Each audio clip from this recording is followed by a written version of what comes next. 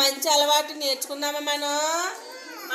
ఈరోజు మన మంచి అలవాట్లో భాగంగా ఇది ఏంటి చూసారా మీకు? ఇది ఏంటి అనుకుంటున్నారు? మీ వద్దు వచ్చే వరకు ನೀವು వేచుకుంటే చక్రాన్ని తయారు చేసేది.